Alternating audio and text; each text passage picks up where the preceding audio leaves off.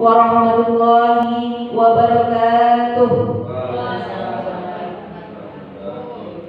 Yang terhormat Ibu Kepala Sekolah SD Negeri Mangunsari, yang terhormat Bapak Ibu Guru SD Negeri Mangunsari. Alhamdulillahirabbil alamin wa bihi nasta'inu ala umuri dunya waddin wassalatu wassalamu ala asrofil anbiya'i wal mursalin wa ala alihi wa sahbihi ajma'in, amma ba'd.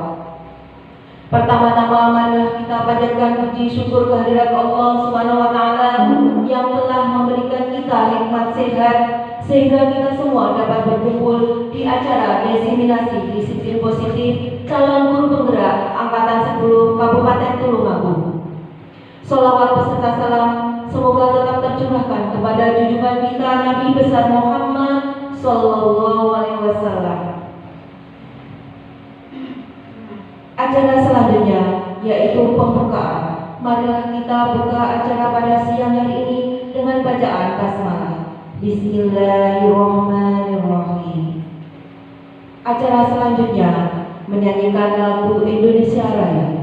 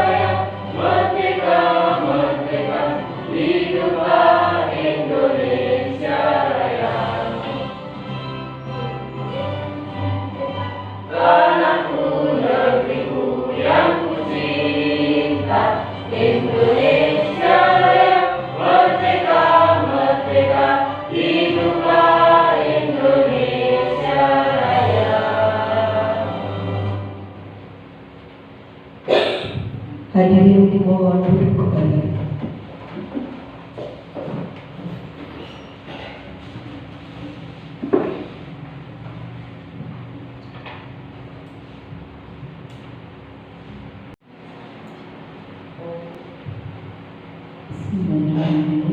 Assalamualaikum warahmatullahi wabarakatuh. Kepada yang terhormat Bapak Ibu Guru SDN Mangunsari serta Bapak Ibu Guru calon guru penggerak dari SDN Mangunsari. Marilah sejenak kita panjatkan puji syukur kehadirat Allah Subhanahu wa taala yang selalu melimpahkan rahmat dan hidayahnya sehingga kita bisa berkumpul di sini dalam kegiatan diseminasi disiplin positif calon guru penggerak angkatan 10 Kabupaten Tulungagung dalam keadaan sehat tak kurang suatu apapun. Kedua kalinya, semoga sholawat serta salam tetap terlimpahkan kepada junjungan kita Nabi Agung Muhammad SAW yang selalu dan selalu kita harapkan syafaatnya baik di dunia maupun di akhirat nanti.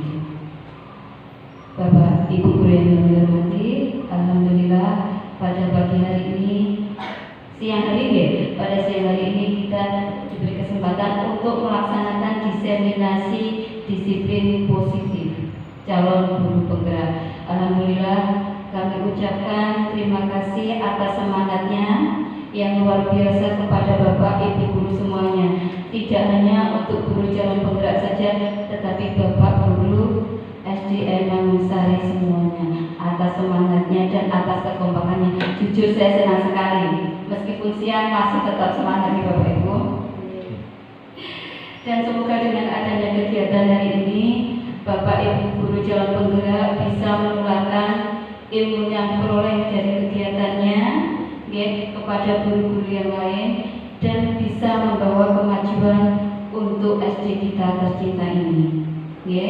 Dan nanti dimohon partisipasi akhirnya kita di sini bisa bertukar pendapat, bisa sharing untuk mempraktekkan ilmu-ilmu yang sudah dipelajari oleh Bapak Ibu guru calon penggerak kita bisa ditularkan kepada Bapak Ibu guru yang lain. Dan semoga kedepannya ilmunya bermanfaat untuk kemajuan putra-putri kita semuanya.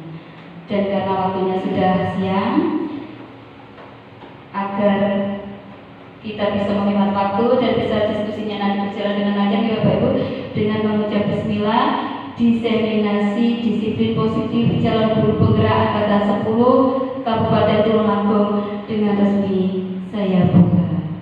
Dan selamat kami ucapkan untuk berdesiminasi ya. Wabillahi taufiq wal hidayah. Wassalamualaikum warahmatullahi wabarakatuh. Sebelum acara kita mulai, marilah kita berdoa agar acara hari ini berjalan dengan lancar. Ilahatiyah Al-Fatihah. A'udzubillahi minasyaitonir rajim. Bismillahirrahmanirrahim. Alhamdulillahirabbil alamin. Arrahmanir rahim. Maliki yaumiddin. Iyyaka na'budu wa iyyaka nasta'in. Ihdinas siratal mustaqim. Shiratal ladzina an'amta 'alaihim ghairil maghdubi 'alaihim waladdallin. Allahumma shalli ala sayyidina Muhammad radhiyallahu anhu li sahabati Rasulillahi ajma'in. Hamdan yuwafi ni'amahu wa yukafi mazidah. Ya Rabbana lakal hamdu kama yanbaghi li jalali wajhika wa 'azimi sultanik. Allahumma inna nas'aluka salamatan fid din wa 'afiyatan fil jasad wa ziyadatan fi 'ilmina wa barakatan fi rizqina wa taubatan qabla al-maut. Allahumma hawwin 'alaina fi sakaratil maut wa najata minan nar wa 'afwa 'indal hisab. Allahumma ighfir lana dhunubana wa dhunuba walidayna warhamhuma kama rabbayana shighara. Ihdinas siratal mustaqim. Ihdinas siratal mustaqim. Ihdinas siratal mustaqim. Siratal ladzina an'amta 'alaihim ghairil maghdubi 'alaihim waladdallin. Amin. Rabbana atina fid dunya hasanah wa fil akhirati hasanah wa qina adzabannar. Subhana rabbika rabbil izzati 'amma yasifun. Wassalamu 'alal mursalin walhamdulillahi rabbil alamin. Acara selanjutnya akan saya serahkan kepada pemateri. Tapi sebelumnya saya akan tutup dengan pantun. Pergi ke Irian, lihat cendrawasih. Ke Telaga Sarangan, lihatlah ikan-ikan. Cukup sekian dan terima kasih. Segala kekurangan mohon dimaafkan. Baiklah, pemateri calon guru penggerak angkatan 10 Ibu Wimpi Intan Yolanda, kepadanya dipersilakan.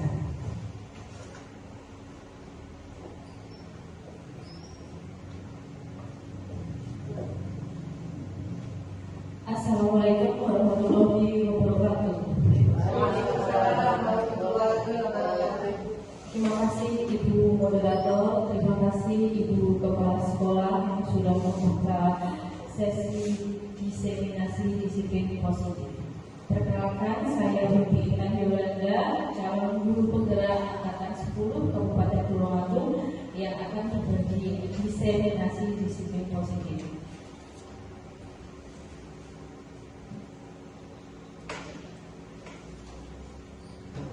Konsep inti disiplin positif yang akan kita bahas nanti yaitu disiplin positif, nilai kebijakan universal, teori motivasi hubungan dengan restitusi, keyakinan keras, kebutuhan dasar manusia, 5 posisi kontrol guru, dan segitiga restitusi.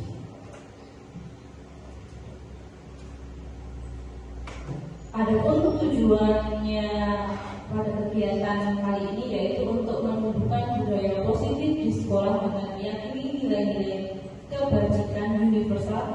serta menciptakan murid yang merdeka dan mempunyai disiplin kuat sesuai profil pelajar Pancasila.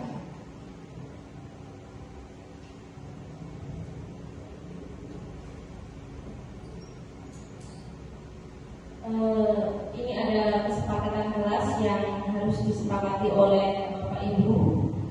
Peserta aktif dalam kegiatan terbuka dengan pendapat, menghargai pendapat dari peserta lain, HP-nya tolong di silent dan menjaga kebersihan kelas. Sebelum memulai kegiatan diskusi ini, mohon Bapak Ibu untuk berdiri, kita ice breathing sebentar, menggerakkan badan yang sudah lelah ya setelah mengajar. Ibu Linda bisa berdiri ke depan. Mungkin ada yang mau menemani saya, Ibu Tias.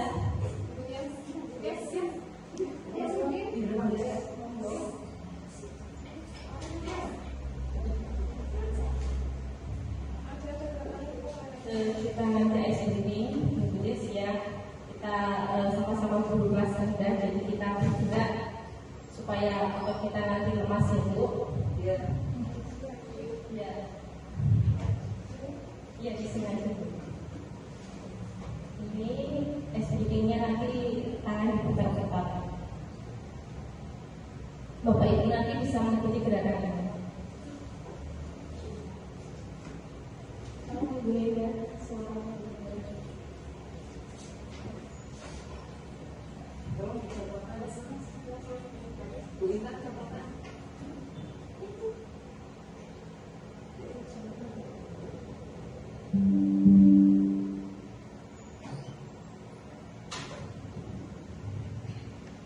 ya, mari Bapak Ibu kita bergerak bersama.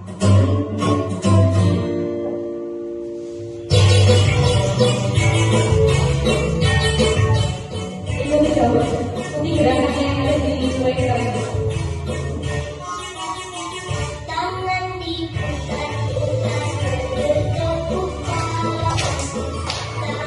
tangan diputar-putar beriak wadahu, tangan diputar-putar beriak wadahu, digoyang-goyang, digoyang-goyang, digoyang-goyang, tangan Dengan semangat lagi Bu.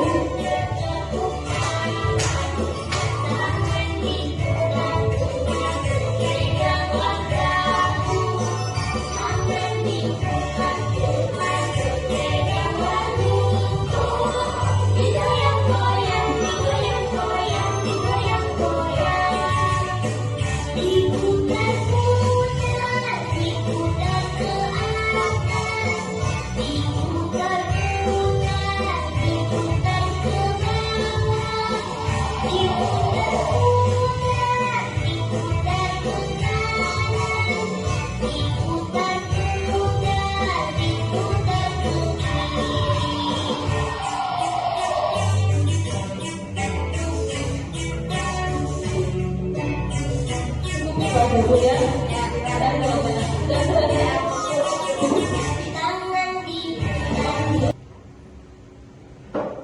ya, dalam rangka menciptakan lingkungan positif, salah satu strategi yang perlu kita tinjau kembali adalah penerapan disiplin di sekolah kita. Apakah penerapan disiplin di sekolah kita sudah efektif? Apakah masih perlu ditinjau kembali? Dan apa sesungguhnya arti dari disiplin itu sendiri? Ya, disiplin. Ketika mendengar kata disiplin, apa yang terbayang di benak Anda? Apa yang terlintas di pikiran Anda? Kebanyakan orang akan menghubungkan kata disiplin dengan kata tertib, keteraturan, dan kepatuhan pada peraturan. Kata disiplin juga sering dihubungkan dengan hukuman, padahal itu sesungguhnya berbeda. Bapak pendidikan kita, Ki Hajar Dewantoro, menyatakan bahwa di mana ada kemerdekaan, disitulah harus ada disiplin yang kuat. Sungguh pun disiplin itu bersifat self-disiplin, yaitu kita sendiri yang mewajibkan kita dengan sekeras-kerasnya. Tetapi itu sama saja, sebab jikalau kita tidak cakap melakukan self-disiplin, wajiblah penguasa lain mendisiplin diri kita, dan peraturan demikian itulah harus ada di dalam suasana yang berdikari.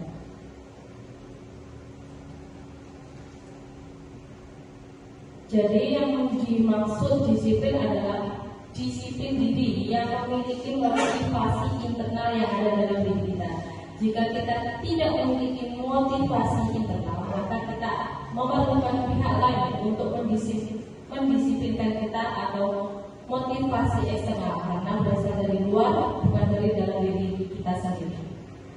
Disiplin juga mempelajari bagaimana cara kita mengontrol diri dan bagaimana menguasai diri untuk memilih tindakan yang mengacu pada nilai-nilai yang kita hargai.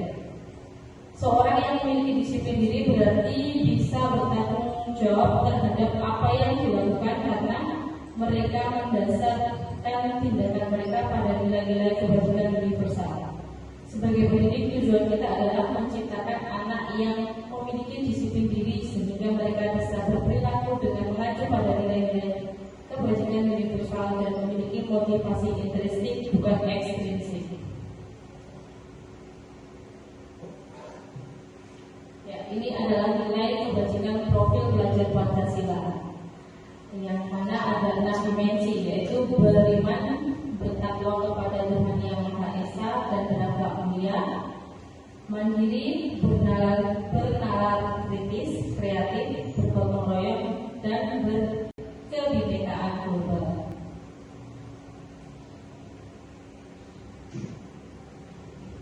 Kemudian pikirkan bagaimana nilai-nilai kebajikan yang ada di tersebut dapat disampaikan dan menjadi fondasi dari keyakinan sekolah atau keyakinan kelas yang disepakati seluruh warga sekolah. Mari kita diskusikan bersama.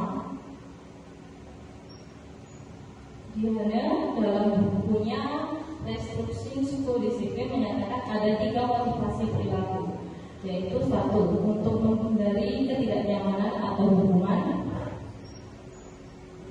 yang kedua untuk mendapatkan imbalan atau penghargaan dari orang lain, dan yang ketiga untuk menjadi orang yang mereka inginkan dan menghargai diri sendiri dengan nilai yang mereka percaya.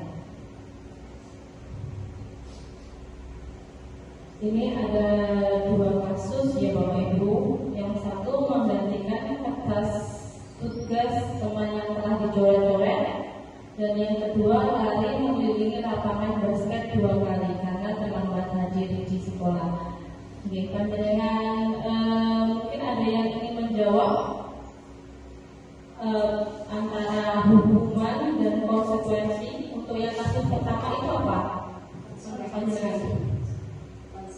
Konsekuensi, karena akibat dari perbuatan yang dilakukan anak tersebut.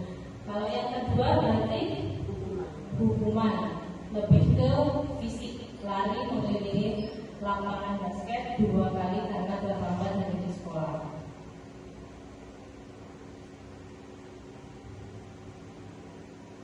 Dan ini ada perbedaan antara hukuman,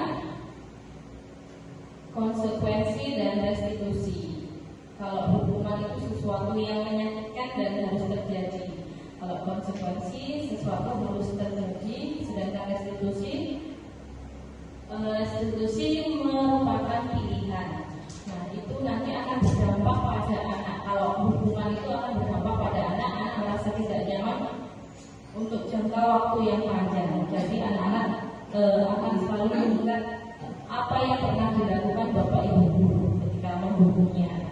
Kalau konsekuensi akibatnya pada anak merasa tidak nyaman untuk jangka waktu yang pendek. Sedangkan restitusi menguatkan murid untuk dalam waktu yang panjang. Ya, pengertian restitusi sendiri adalah sebuah pendekatan untuk menciptakan disiplin positif. Sebagai seorang guru, ketika murid Anda melakukan kesalahan, tindakan mana yang Anda lakukan? Apakah Bapak Ibu guru menunjukkan kesalahannya dan memintanya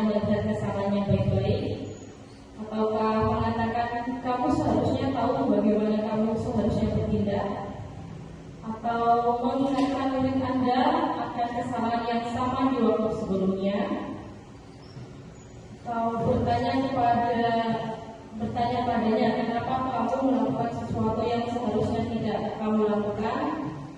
Dan yang terakhir, mengkritik atau mendiamkannya.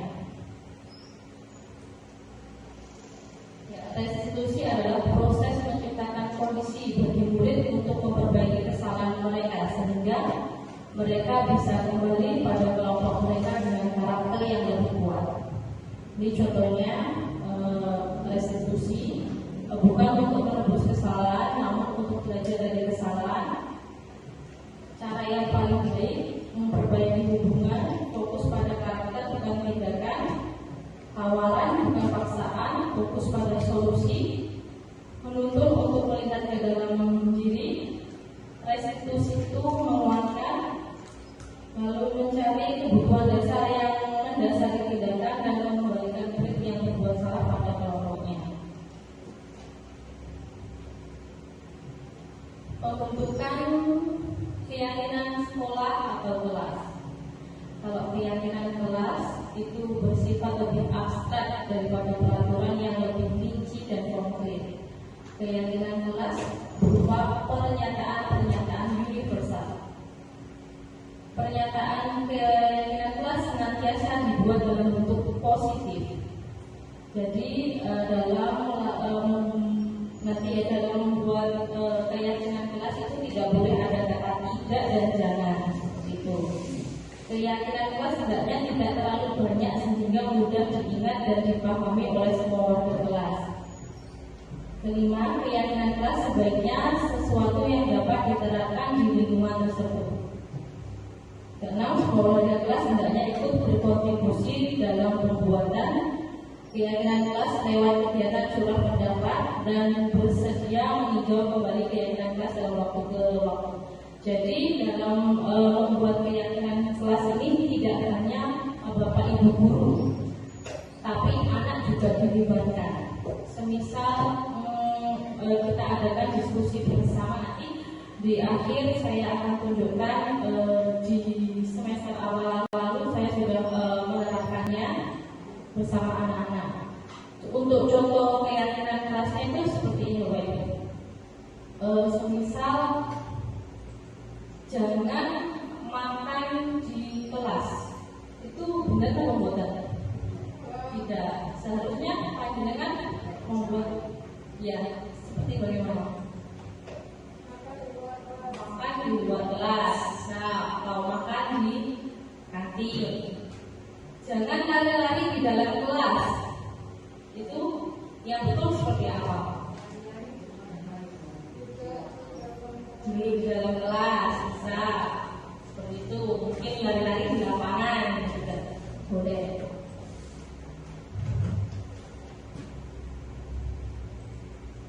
Ya, ini 5 kebutuhan dasar manusia, yaitu ada bertahan hidup, kesenangan, cinta dan kasih sayang, kebebasan dan penguasaan. Ketika seorang murid melakukan suatu perbuatan yang bertentangan atau melanggar peraturan, hal itu dikarenakan mereka gagal memenuhi kebutuhan dasar mereka. Yaitu contohnya seperti kebutuhan bertahan hidup. Kebutuhan bertahan hidup adalah kebutuhan yang bersifat fisiologis untuk bertahan hidup, misalnya kesehatan, rumah, dan makanan. Kasih sayang dan rasa terima itu kebutuhan untuk diterima. Kebutuhan ini dan 3 kebutuhan berikutnya adalah kebutuhan psikologis, kebutuhan untuk disayangi. Lalu ada yang 3, penguasaan, kebutuhan pengakuan atas kemampuan. Kebutuhan ini berhubungan dengan kekuatan untuk mencapai sesuatu, menjadi kompeten, menjadi terampil, diakui atas prestasi dan keterampilan. Keempat, kebebasan, kebutuhan akan pilihan, kebutuhan untuk bebas dalam kebutuhan akan kemandirian, otonomi, memiliki pilihan dan mampu mengendalikan arah hidup seseorang. Dan yang kelima, kesenangan, kebutuhan untuk merasa senang. Kebutuhan akan kesenangan adalah kebutuhan untuk mencari kesenangan, bermain dan tertawa. Ini 5 posisi kontrol seorang guru. Ya. Ada 5. Yang pertama, penghukum. Seorang penghukum bisa menggunakan hukuman fisik maupun verbal dengan ciri-ciri nada suara tinggi dan bahasa tubuh, mata melotot dan jari menunjuk atau menghubungi. Untuk hasilnya kemungkinan murid marah dan mendendam atau bersifat agresif. Bisa jadi sesudah kembali duduk murid tersebut semisal melakukan kegiatan yang mencoret-coret bukunya atau meja tulis akan menggores kendaraan tersebut dengan paku. Mungkin Bapak Ibu pernah menerapkannya di kelas? Ya. Tidak pernah melotot-lotot ya Bapak Ibu? Tidak pernah. Oke. Mungkin ada yang ingin mempraktekkan contohnya seperti ini, benar? Penghukum? Ya. Jadi kalau penghukum itu gurunya itu cenderung gimana ya? Nadanya tinggi sambil minta-minta gitu, sambil mata melotot. Itu bisa mencontohkan gimana Bu? Oh saya, ya. Maaf ya Bu Tias ya, ini Bu Tias jadi muridnya ya. Jangan ketawa ya Bu Tias. Ini apa ya? Bu Tias datang terlambat, oke. Baik. Tias, kamu ini sudah jam berapa? Jam 7 loh baru datang. Kamu ini loh anak macam apa? Itu seperti itu tidak boleh dilakukan Bapak Ibu. Tidak boleh Bu. Jangan sampai ya. Tias, maaf ya Bu Tias, seperti itu tidak boleh dilakukan. Seperti itu. Lalu 5 posisi kontrol tubuh lagi. Yang kedua ada pembuat merasa bersalah. Yaitu pada posisi ini biasanya guru akan bersuara lebih lembut, membuat merasa bersalah akan menggunakan keheningan yang membuat orang lain merasa tidak nyaman, bersalah atau rendah tinggi. Nada suaranya nanti lebih memelas, halus, sedih dan bahasa tubuhnya merapat pada anak asuh. Pada posisi kontrol ini hasilnya murid akan merasa bersalah telah mengecewakan ibu atau bapak gurunya, dan murid akan merasa menjadi orang yang gagal dan tidak sanggup membahagiakan orang lain. Kadang-kala sikap seperti ini lebih berbahaya dari hukum. Jadi kan kalau lebih berbahayanya itu anak itu kan memendam perasaannya kan, kata tadi habis dikata-katain sama ibu bapak ibunya, anak memendam perasaannya dan tidak bisa meluapkan. Jadi kalau misal anak itu nanti marah, emosinya itu akan reda-reda. Jadi kayak, ya ampun Tias, kamu itu loh diajari pintar, tidak mendengarkan, kami sendiri sudah tidak bisa. Ayolah, jangan sampai sendiri. Kamu apa gak kasihan sama bintang-bintang dari tadi ngomong aja, kamu gak dengarkan loh Tias. Capek berbintang itu ngajar kamu tulisan Tias dan seperti itu. Posisi teman pada guru bisa negatif ataupun positif. Positif ini berupa hubungan baik yang terjalin antara guru dan murid. Nada suaranya, ciri-cirinya lebih ramah, akrab, dan bercanda. Bahasa tubuh merapat pada murid, mata dan senyum jenaka. Pada posisi kontrol ini akan menghasilkan murid yang merasa senang dan akrab dengan guru.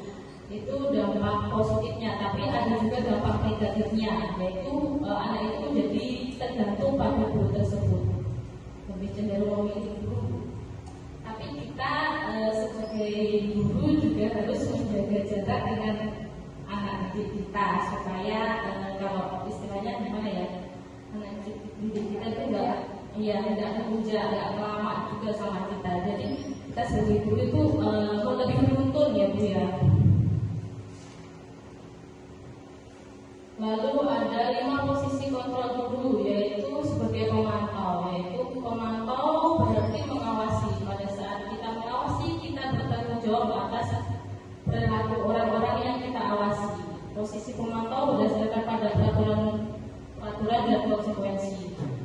ciri nada suara datar, bahasa tubuh formal.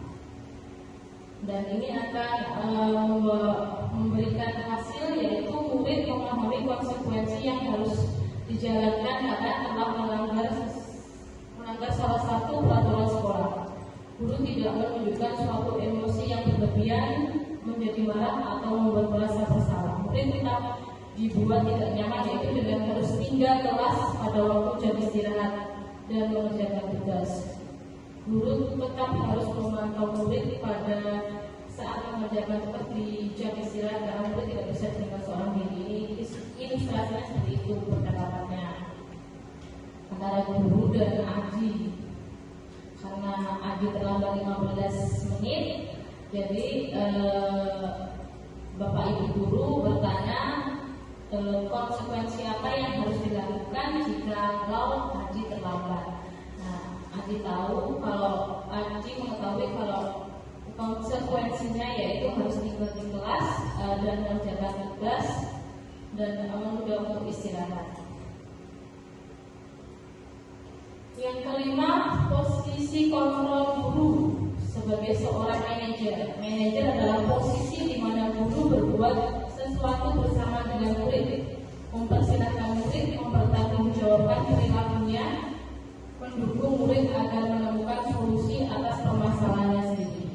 Seorang guru dapat berkolaborasi dengan murid bagaimana memperbaiki kesalahan yang ada. Dan ciri nada suara tulus, bahasa tubuh tidak kaku, mendekatkan ke murid. Contoh ilustrasinya guru dan Aji, Bapak Ibu guru dan Aji. Karena Aji tetap terlambat seperti itu, pada hasil posisi manajer, maka suara guru sebaiknya harus tulus, tidak perlu marah-marah, tidak perlu meninggikan suara, apalagi menunjuk-nunjuk jari ke murid. Berkaca pinggang atau bersikap seolah-olah menyesal, tampak sedih sekali dan sekali akan perbuatan murid ataupun bersedau-gurau menempatkan diri sebagai teman murid.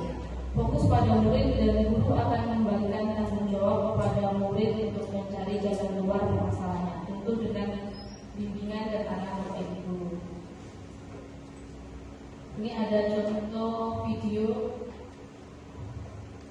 5 posisi kontrol seorang guru.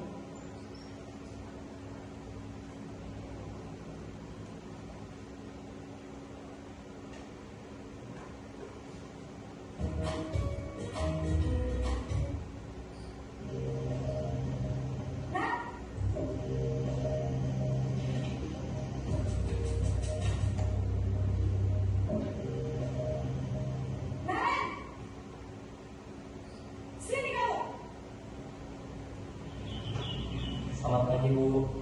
Selalu terlambat.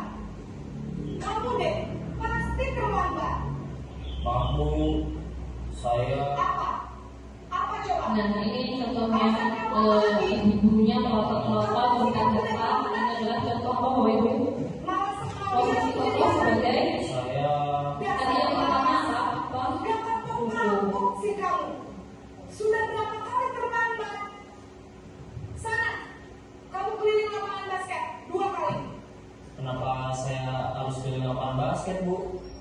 Kenapa? Kamu melarang ibu? Berani? Bu, Nah, Ya, dan ini contoh. Naren,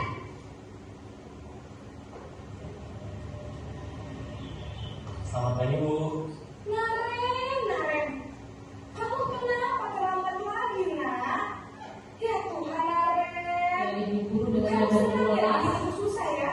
dengan kata senang ya, bikin ibu susah. Nanti ibu yang ditegur bapak kepala sekolah, nak. Disangka ibu tidak bisa membina kamu. Nah, ini adalah contoh pembuat merasa bersalah. Maaf, Bu. Duh, Gusti Naren. Kamu suka ya Koin? Selamat pagi, Bu. Wah, sudah jam berapa ini, nak? Terlambat lagi ya, sayang. Iya, Bu. Habis Ya, saya ini ngomongkan saya, Bu. memposisikan sebagai seorang teman. Jadi Kok terlambat obrolan sih? seperti teman Jadi biarpun saya lagi kencang, tetap selamat pagi Bu. Nah, Ren, apa peraturan sekolah kita tentang jam berapa kita harus masuk sekolah, kan? Kita harus di sekolah jam 7 Bu. Iya, betul. Sekarang sudah jam 7.20. Kalian sudah tahu konsekuensinya jika terlambat hadir? Paham Bu? Saya harus tinggal kelas pas jam istirahat Tadi selama 20 menit. posisi yang Iya, keempat itu yaitu konsekuensinya demikian. Jadi nanti jam 9 pas istirahat, kamu harus tinggal di kelas, mengerjakan tugas tambahan. Benar ya? ibu guru memberikan masukan Ya, arahan semua masuk anak harus ada akan konsekuensinya. Jadi sekarang bagaimana ini, Naren? Maaf Bu, saya lupa soal saya semalam. Baiklah, menurut kamu, keyakinan sekolah yang mana yang perlu kamu tingkatkan? Yang ini Menghargai diri sendiri yaitu sebagai manajer. dan orang lain mungkin ya Bu. Setuju. Jadi, apakah Naren meyakini prinsip saling menghormati tersebut? Ada Iya Bu, yang saya meyakininya. Apakah Naren bersedia memperbaiki masalah keterlambatan ini? Bersedia Bu. Bagaimana kamu akan memperbaiki masalah keterlambatan ini? Saya akan coba untuk tidak lupa menyetel alarm saya Bu. Baik, kalau Naren mau menyetel alarm biru. pada segitiga restitusi, yaitu adalah proses menciptakan kondisi bagi murid untuk memperbaiki kesalahan mereka sehingga mereka bisa kembali pada kelompok mereka dengan karakter yang lebih kuat.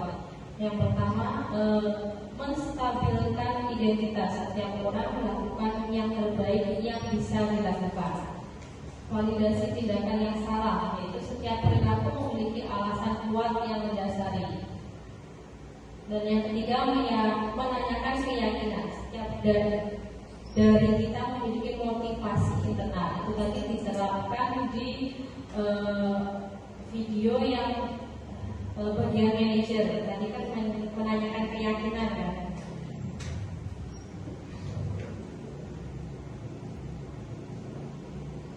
Ya, pada menstabilkan identitas, anak yang melanggar peraturan karena sedang mencari perhatian adalah anak yang sedang mengalami kegagalan. Dia mencoba untuk memenuhi kebutuhan dasarnya, namun ada benturan. Kalau kita mengkritik dia, maka kita akan tetap membuatnya dalam posisi gagal. Kalau kita ingin menjadi reflektif, maka kita harus meyakinkan si anak dengan cara mengatakan kalimat seperti ini. Berbuat salah itu tidak apa-apa. Tidak ada manusia yang sempurna. Saya juga pernah melakukan kesalahan seperti itu. Kita bisa menyelesaikan ini. Bapak Ibu tidak tertarik mencari siapa yang salah, tapi Bapak Ibu ingin mencari solusi dari permasalahan ini. Kamu berhak merasa begitu, dan apakah kamu menjadi teman yang baik buat dirimu sendiri? Lalu ada validasi tindakan yang salah. Kita mungkin tidak suka sikap seorang anak yang terus-menerus merengek, tetapi bila sikap itu mendapat perhatian kita, maka kita telah memenuhi kebutuhan anak tersebut. Kalimat-kalimat ini adalah contohnya seperti, padahal kamu bisa melakukan yang lebih buruk dari ini ya. Kamu pasti punya alasan mengapa melakukan hal itu. Kamu patut bangga pada dirimu sendiri karena kamu telah melindungi sesuatu yang penting buatmu. Lalu ada, kamu boleh mempertahankan sikap itu, tapi kamu harus menambahkan sikap yang baru. Nah, restitusi tidak menyarankan guru berbicara ke murid bahwa melanggar aturan adalah sikap yang baik. Tapi dalam restitusi, guru harus memahami alasan dan paham bahwa setiap orang pasti akan melakukan yang terbaik di waktu tertentu. Kalau kita tolak anak yang sedang berbuat salah, dia akan tetap menjadi bagian dari masalah. Namun bila kita memahami alasannya melakukan sesuatu, maka dia akan merasa dipahami. Dan pada bagian restitusi yang terakhir, yaitu menanyakan keyakinan. Ketika identitas sukses telah tercapai dan tingkah laku yang salah telah divalidasi, maka anak akan siap untuk dihubungkan dengan nilai-nilai yang dia percaya dan berpindah menjadi orang yang dia inginkan. Pertanyaan-pertanyaan di bawah ini menghubungkan keyakinan anak dengan keyakinan kelas atau keluarga. apa yang kita percaya sebagai kelas atau keluarga, apa nilai umum yang kita telah sepakati, apa bayangan kita tentang kelas yang ideal. Lalu ada lagi, kamu mau jadi orang yang seperti apa? Penting untuk menanyakan ke anak kehidupan seperti apa nantinya yang mereka inginkan, ataupun apakah kamu ingin menjadi orang yang sukses, bertanggung jawab, atau bisa dipercaya. Kebanyakan anak yang akan mengatakan iya, tetapi mereka tidak tahu bagaimana caranya menjadi orang seperti itu. Guru akan membantu dengan bertanya seperti apa jika mereka menjadi orang yang seperti itu. Ketika anak sudah mendapat gambaran yang jelas tentang orang seperti apa yang mereka inginkan, guru dapat membantu anak-anak dalam fokus pada gambaran tersebut.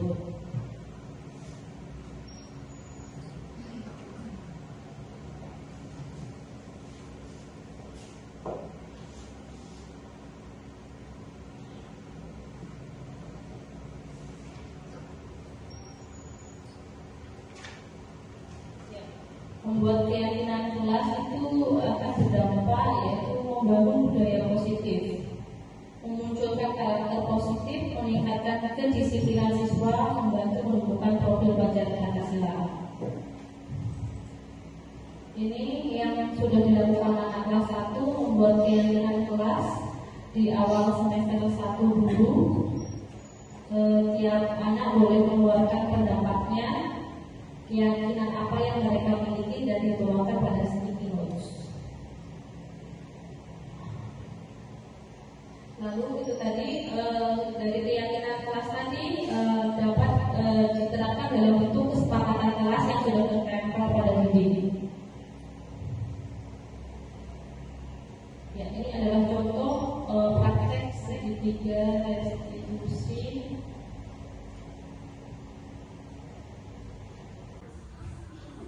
Bisa ya anak-anak? Bisa. Dilanjutkan lagi mengerjakannya.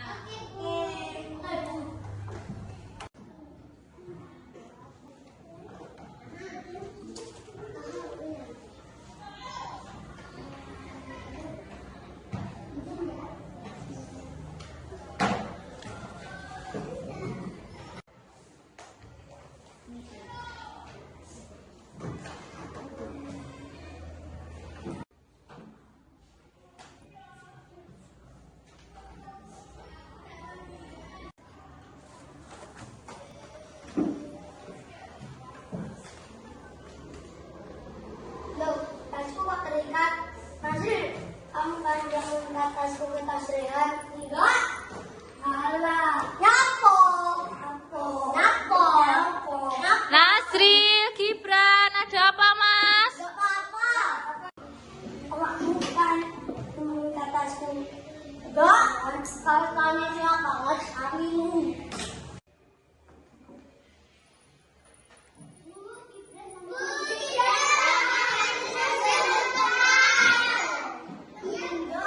Siapa yang bertengkar? Gibran, mas, tolong kamu kesini sebentar. Minta tolong tolong kamu ambil kursi ya. Bawa ke sini kursinya. Ya, sini duduk sini mas. Terima kasih ya. Sebentar, tadi loh kamu ada apa? Kok belum tadi ada apa? Coba kamu ceritakan. Aku tadi mengikat tasku ke tas Rehan. Oh, Nasir mengikat tas. Memang kamu lihat sendiri? Enggak. Oke. Terus kamu bisa bilang itu memang temanmu ada yang lihat? Siapa yang lihat? Askar. Minta tangan Askar dulu ya. Askar, mas ini mas. Coba. Kita mau tanya sama kamu. Tadi pas Nasir ikat tas Gibran toh ke tas Rehan. Kamu benar-benar lihat tak? Terus apa yang dilakukan Nasir? Nasir tadi gimana? Terus sambil gimana? Oh, kita sambil tidur gitu. Udah mas, makasih ya. Gibran, Nasir tadi kamu apakan? Kamu pukul apanya? Terus kamu pas kamu pukul punggungnya itu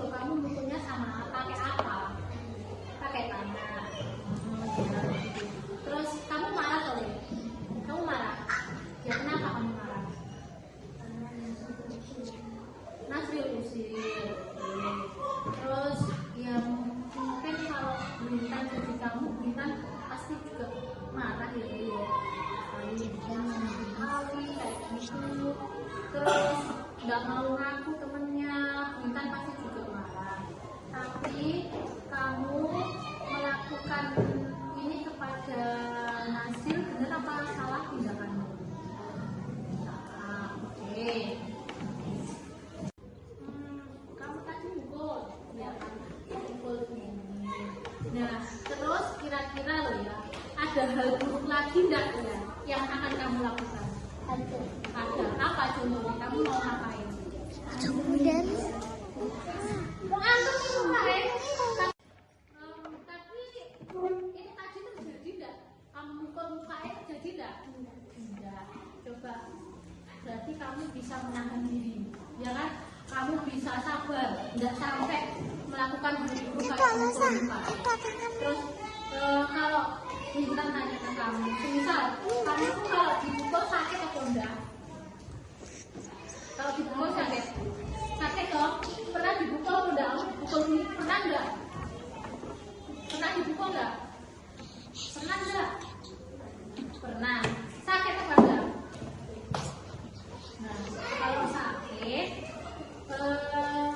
kira-kira temanmu lo ya, temanmu kayak Nasir tadi mau pukul, sakit atau enggak Nasir? Berarti tindakanmu benar apa salah? Kalau dia cuma benar, berarti tindakanmu benar apa salah kayak gitu? Salah. Oke. Mengapa demikiannya kok gitu? Kenapa?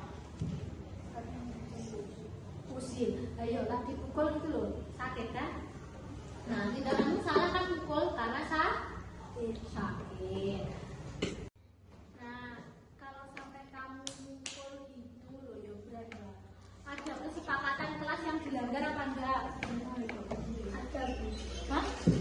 Adanya kok kesepakatan kelas apa yang kamu langgar?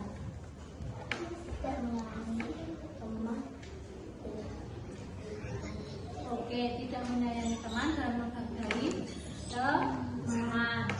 Oke. Terus kalau keyakinan kelas yang berasal dari dirimu itu apa? Yang belum kamu lakukan? Kamu kenapa? Saya kurang mengendalikan diri. Oke. Kurang mengendalikan diri untuk tidak memukul teman kan? Iya. Terus bagaimana dengan keyakinan kelas yang sabar? Apakah kamu sabar? Oh, kamu kurang sabar. Oke. Berarti artinya kamu belum melakukan keyakinan kelas itu, betul? Iya. Berarti kamu harus bagaimana? Kamu harus bagaimana? Mengendalikan diri dan harus bersabar. Jadi kamu itu harus belajar untuk jadi anak yang sabar. Terus apa yang kamu lakukan ini? Setelah kamu dikasih tahu sama Intan kayak gini, apa yang akan kamu lakukan sama Nasir? Kamu harus apa? Minta maaf kalau Nasir. Oke. Nanti apa yang kamu sampaikan kepada Nasir? Kamu bilang apa sama Nasir? Nasir, aku minta maaf. Kamu bisa memperbaiki diri atau tidak? Bisa benar janji tidak akan mulai lagi. Iya benar loh ya. Nanti bilang sama Nasir kalau kamu mau minta maaf, ngantuk terus sorry, dan berjanji tidak akan mengulangi lagi. Oke, yaudah kalau gitu kamu bisa ke tempatnya Nasir, kamu minta maaf, kamu lakukan beneran loh ya. Oke. Nasir, Mas kesini dulu sebentar, minta ngobrol sama kamu. Sini dulu nih. Coba. Sekarang Intan pengen ngobrol sama kamu sebentar aja, boleh? Boleh. Oke. Tadi ya, apa yang terjadi? Aku tadi mau ikut kesatuan Ikat tasnya Gibran sama tasnya Lena. Kamu diapakan sama Gibran?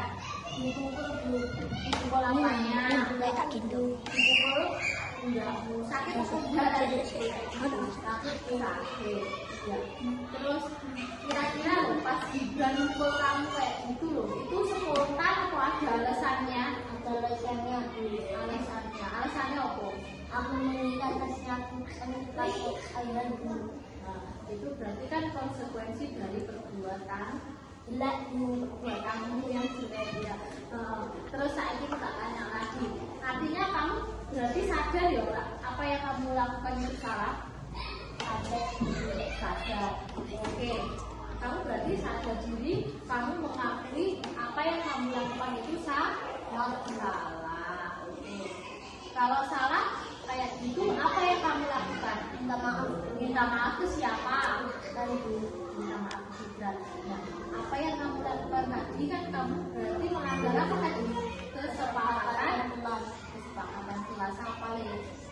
Menyalahkan teman dan teman. Berarti kalau berantem nggak sayang, kalau kancamu nggak menghargai sama temenmu ya kan? Ya gitu. Kayak gitu. Berarti perlu kamu perbaiki enggak? Ya. Berarti kamu nggak boleh berantem. Terus kamu tadi kan dia toh mau minta maaf ke Gibran. Terus Gibran juga tadi mau janji sama kita mau minta maaf ke kamu juga. Ya.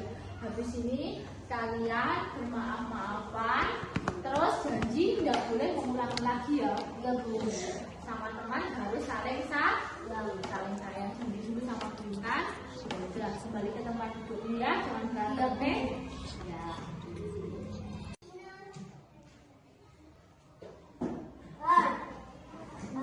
Minta maaf. Aku manggil kataku tidak sengaja aku tidak. Kamu juga minta maaf kita mendapat.